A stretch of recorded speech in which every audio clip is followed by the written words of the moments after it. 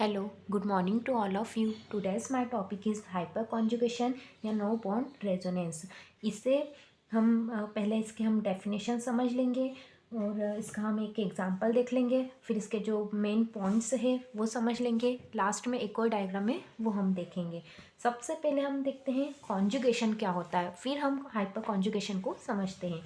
Conjugation जो है, conjugation जैसा कि प्रीवियस वीडियो में हमने डिस्कस कर लिया था, कॉन्जुगेशन जो होता है ये alternate single and double bond present होते हैं। जैसे ये सिंगल है, फिर ये डबल, फिर सिंगल, फिर डबल, फिर सिंगल, डबल, इस टाइप से यदि अल्टरनेशन में सिंगल और डबल बॉन्ड यदि प्रेजेंट है तो इसे ही हम कॉन्जुगेशन कहते हैं। अब ये जो कॉन्जुगेशन है ये अलग अलग टाइप्स के होते हैं। तो इसमें जो है जैसे है पाई पाई पाई पाई कॉन्जुगेशन।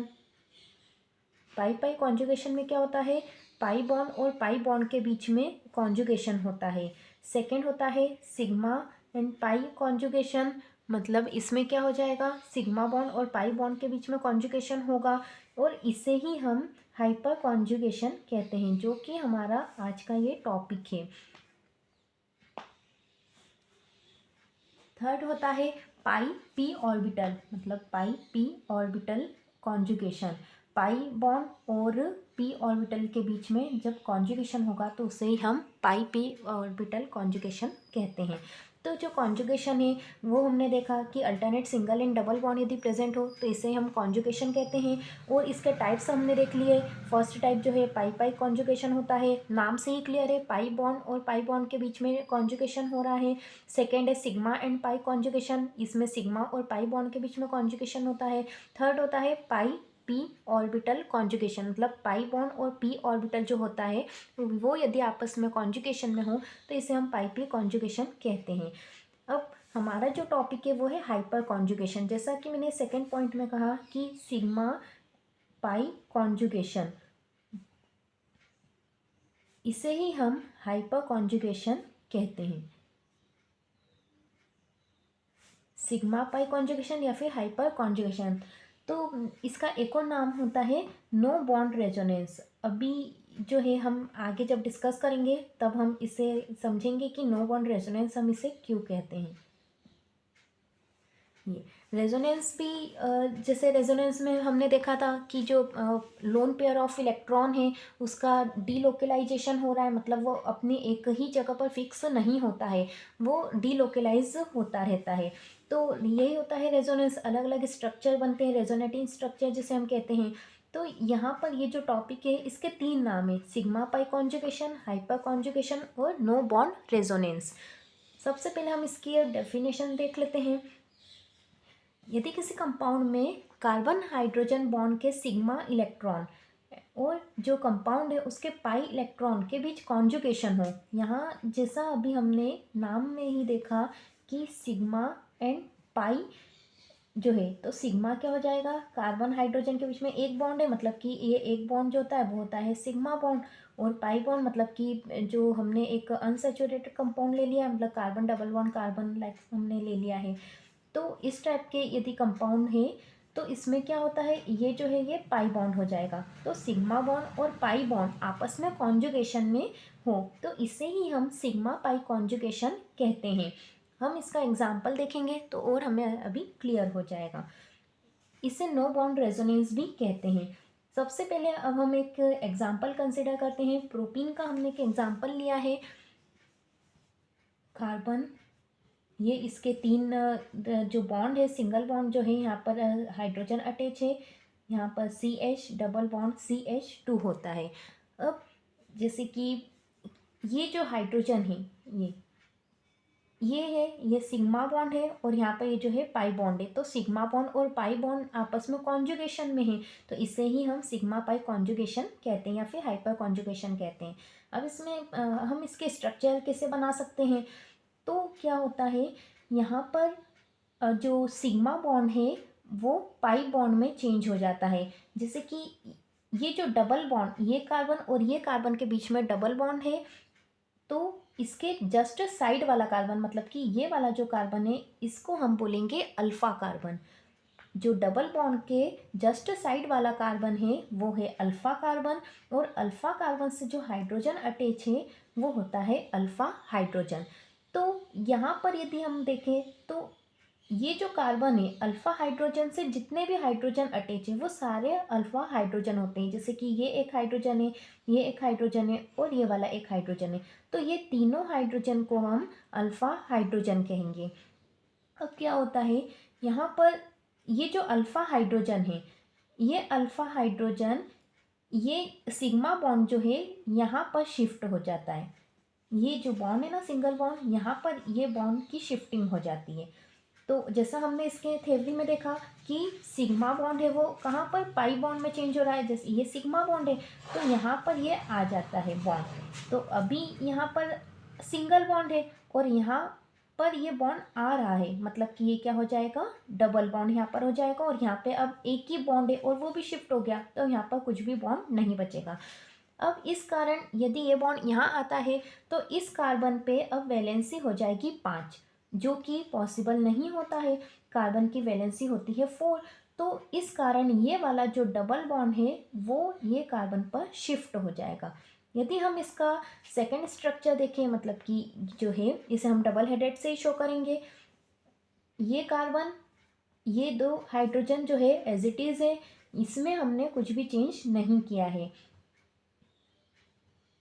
अब क्या होता है, यहाँ पर जो पहले सिंगल बॉन्ड था इस टाइप से, और ये यहाँ क्या होता है, ये वाला जो सिंगल बॉन्ड है उसे हमने यहाँ शिफ्ट कर लिया।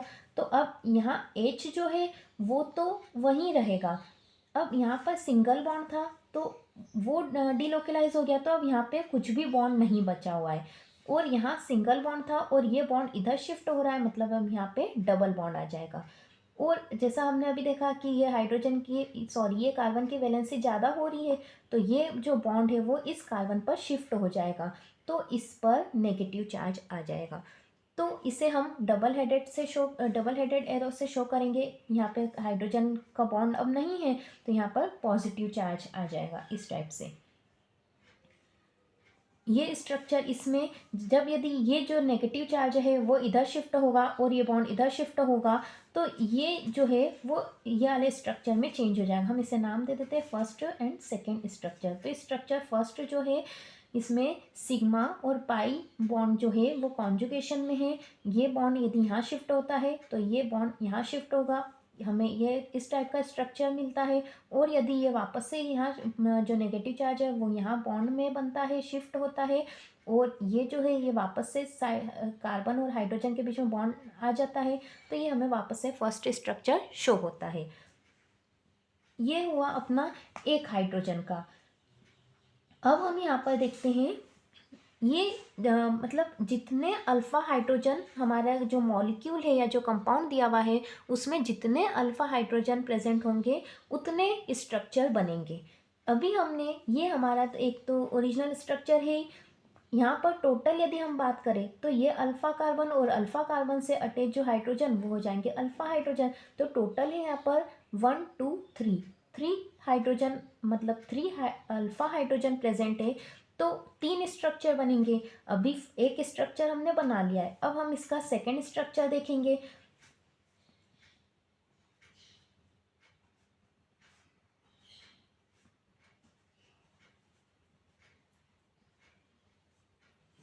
सेकेंड स्ट्रक्चर में एक बार अब हम ये वाले हाइड्रोजन की बात करते हैं। तो सेम वही जो यहाँ पर हमने देखा था कि ये जो सिग्मा बॉन्ड है वो यहाँ शिफ्ट हो रहा है और ये जो पाई बॉन्ड है वो इस कार्बन पर शिफ्ट हो रहा है, सेम वैसा ही अब हम ये वाले हाइड्रोजन के साथ करेंगे। अब ये वाला जो सिग्मा बॉन्ड है, कार्बन हाइड्रोजन के बीच जो सिग्मा बॉन्ड है, अब वो यहाँ पर शिफ्ट हो जाएगा। तो वही ये जो डबल बॉन्ड है अब वो ये वाले कार्बन पर शिफ्ट हो जाएगा। तो अब क्या होगा, अब हमें ये दो हाइड्रोजन एज इट इज़ रहेंगे। अब बताना जो हमें है पॉजिटिव चार्ज मतलब जो आएगा वो ये वाले हाइड्रोजन पर आएगा, और यहाँ पर अब कार्बन और हाइड्रोजन के बीच में कोई भी बॉन्ड प्रेजेंट नहीं है। इस टाइप से अब हम ये, और हाँ ये जो डबल बॉन्ड यदि ये वाला जो बॉन्ड इधर शिफ्ट हुआ तो यहाँ पर अब आ जाएगा डबल बॉन्ड इस टाइप से। यहाँ पर डबल बॉन्ड नहीं आएगा क्योंकि ये इधर शिफ्ट हो गया, मतलब यहाँ पर नेगेटिव चार्ज रहेगा। ये हो जाएगा थर्ड स्ट्रक्चर। अब है फोर्थ स्ट्रक्चर में ये वाले हाइड्रोजन का हो गया, ये वाला हो गया। अब हम ये वाले हाइड्रोजन की बात करेंगे। यहाँ पर अब ये दो जो हाइड्रोजन है वो एज इट इज़ रहेंगे, हम इसमें कुछ भी चेंज नहीं करेंगे। अब ये वाला हाइड्रोजन जो है वो यहाँ पर ये जो मतलब कार्बन हाइड्रोजन के बीच जो बॉन्ड है वो यहाँ शिफ्ट हो जाएगा। तो अब ये हाइड्रोजन पर बॉन्ड नहीं रहेगा, ये नो बॉन्ड है। अब यहाँ पर जो है वैसे ही डबल बॉन्ड आ जाएगा और यहाँ वही सिंगल बॉन्ड करके CH2 और ये नेगेटिव चार्ज, ये हो जाएगा स्ट्रक्चर फोर्थ। ये चार स्ट्रक्चर जो है ये इसे ही हम हाइपर कॉन्जुगेटिव स्ट्रक्चर भी कह सकते हैं। सबसे पहले हमने ये जो मॉलिक्यूल लिया है ये हमने लिया है प्रोपीन का। यहाँ पर जो अल्फ़ा कार्बन से अटैच अल्फ़ा हाइड्रोजन है वो उसका में जो सिंगल बॉन्ड है वो बाई बॉन्ड में चेंज हो जाता है। तो यहाँ पर कार्बन और हाइड्रोजन जो है इसके बीच में अब बॉन्ड नहीं है, तो इसी को हम नो बॉन्ड रेजोनेंस भी कह रहे हैं। यहाँ पर जो सिग्मा बॉन्ड है उसका डीलोकेलाइजेशन हो रहा है। इस टाइप से हम इसे स्ट्रक्चर से समझ सकते हैं। प्रोपीन जैसे ये हमने लिया, ये अल्फ़ा कार्बन है, उसमें अल्फ़ा कार्बन एटम के साथ 3 हाइड्रोजन एटम मतलब 3 जो है वो CH बॉन्ड प्रेजेंट है। यहाँ पर हमने देखा ये जो अल्फ़ा कार्बन है 3 जो है हाइड्रोजन प्रेजेंट है, मतलब कि 3 अल्फ़ा हाइड्रोजन। और ये सभी carbon double bond carbon pi bond के साथ में कॉन्जुगेशन कर सकते हैं। जैसा हमने ये फर्स्ट सेकंड थर्ड एग्जाम यहाँ पे स्ट्रक्चर में यही देखा है कि ये जो है कार्बन डबल बॉन्ड कार्बन के साथ में कॉन्जुगेशन कर रहे हैं। इसके कुछ पॉइंट्स है यहाँ पर हम वो देख लेते हैं।